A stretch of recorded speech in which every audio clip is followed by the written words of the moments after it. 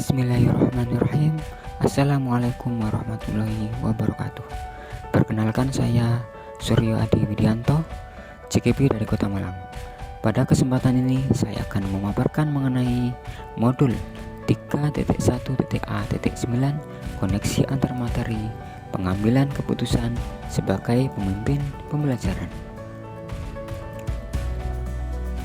Pandangan Ki Hajar Dewantara dengan filosofi Pratap Triloka memiliki pengaruh terhadap bagaimana sebuah pengambilan keputusan sebagai seorang pemimpin pembelajaran.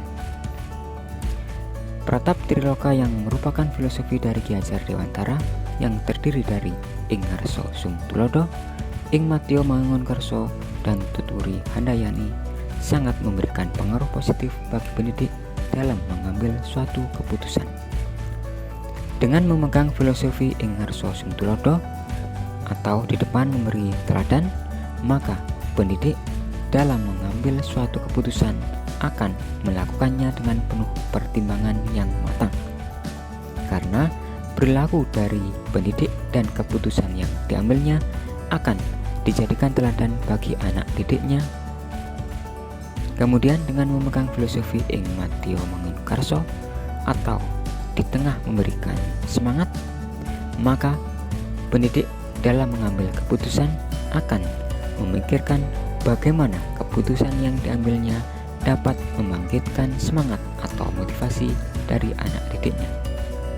Selanjutnya dengan memegang filosofi Tuturi Handayani atau di belakang memberikan dorongan atau dukungan, maka pendidik akan mengambil keputusan selalu memikirkan bagaimana keputusan yang diambilnya mampu memberikan dorongan pada anak didiknya. Di sini dapat disimpulkan apabila seorang pendidik dalam mengambil keputusan selalu memegang filosofi Pratap Triloka, maka keputusan yang diambil merupakan keputusan yang tepat dan bijak, karena dalam proses pengambilan keputusannya pendidik pasti melakukan pengujian dan pengambilan keputusan yang efektif dan tepat.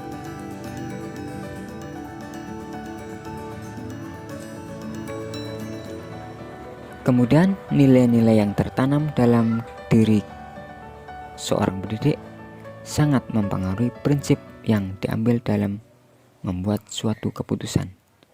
Pendidik yang memegang teguh nilai kebenaran dan akhlak mulia pasti akan membuat keputusan yang bijak, berisi nilai kebajikan dan penuh tanggung jawab.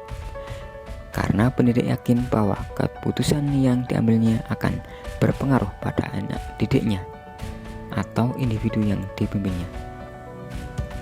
Selain itu, pendidik pasti akan menyadari bahwa segala keputusan yang diambilnya akan dipertanggungjawabkan di hadapan Tuhan Yang Maha Esa.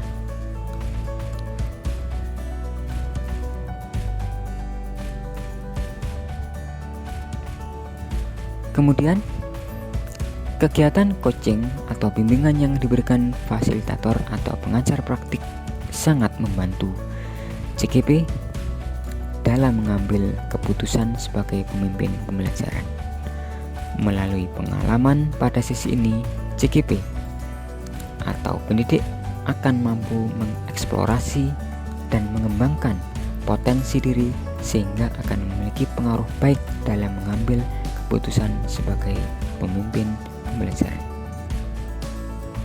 Lalu, bagaimana pembahasan studi kasus yang fokus pada masalah moral atau etika kembali kepada nilai-nilai yang dianut seorang pendidik? Nilai-nilai yang dianut seorang pendidik sangat mempengaruhi dalam pengambilan keputusan terhadap studi kasus yang berkaitan dengan masalah moral atau etika. Apabila nilai yang dianutnya merupakan nilai yang baik atau positif, maka keputusan yang diambilnya adalah keputusan yang bijak dan dapat dipertanggungjawabkan. Sebaliknya, apabila nilai yang dianutnya merupakan nilai yang tidak baik atau negatif, maka keputusan yang diambilnya adalah keputusan yang tidak baik, tidak bijak, dan tidak dapat dipertanggungjawabkan serta dapat merugikan orang lain. Kemudian, bagaimana pengambilan keputusan yang tepat? Tentunya berdampak pada terciptanya lingkungan yang positif, kondusif, aman, dan nyaman.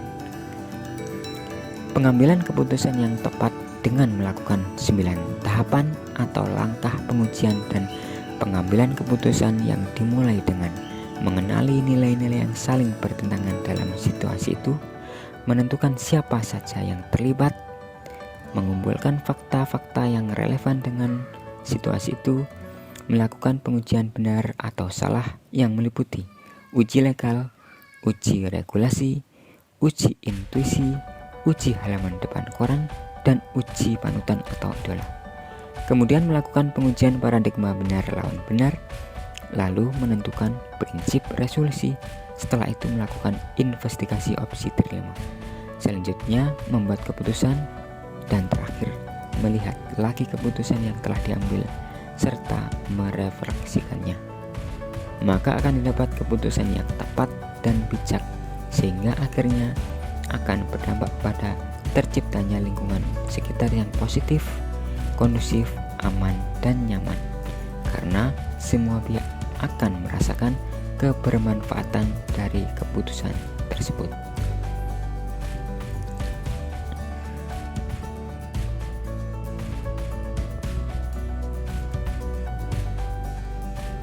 Selanjutnya, beragamnya sudut pandang setiap individu terhadap suatu situasi atau permasalahan tertentu terkadang dapat menciptakan tantangan tersendiri bagi pendidik dalam mengambil keputusan. Hal ini bisa jadi akan merubah paradigma yang diambil sebelumnya.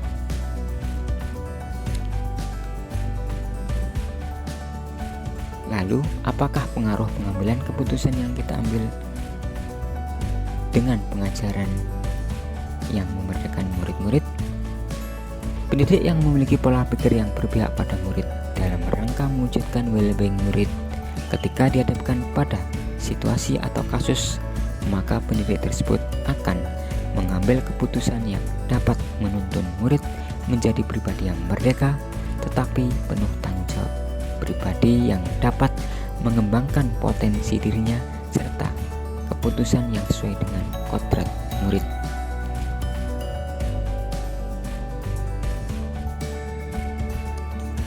Kemudian bagaimana seorang pemimpin pembelajaran dalam mengambil keputusan dapat mempengaruhi kehidupan atau masa depan murid-muridnya?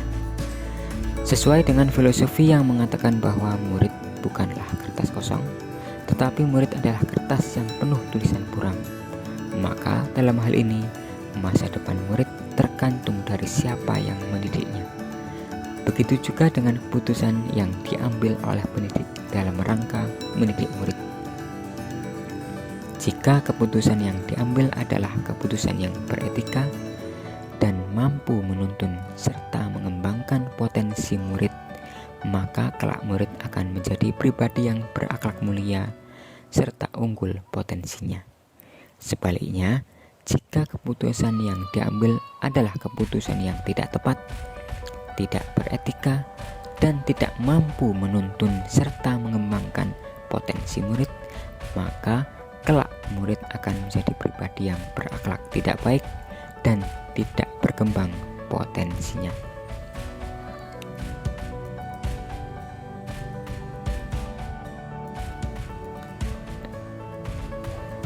Kesimpulan akhir yang dapat saya tarik dari pembelajaran modul materi ini dan keterkaitannya dengan modul-modul sebelumnya, yaitu keputusan yang diambil oleh pendidik harus dilakukan dengan penuh pertimbangan dan pengujian dengan melakukan 9 langkah pengujian dan pengambilan keputusan dengan memperhatikan paradigma dan prinsip yang sesuai. Keputusan yang diambil juga harus sesuai kodrat anak dan mampu menuntun anak menjadi pribadi yang berakhlak mulia, merdeka, bertanggung jawab dengan mempertimbangkan potensi diri serta dilakukan dalam situasi kesadaran penuh atau mindfulness. mindfulness. Demikian pemaparan dari saya mengenai koneksi antar materi modul 3.1.a.9. Terima kasih atas perhatiannya. Salam dan bahagia. Wassalamualaikum warahmatullahi wabarakatuh.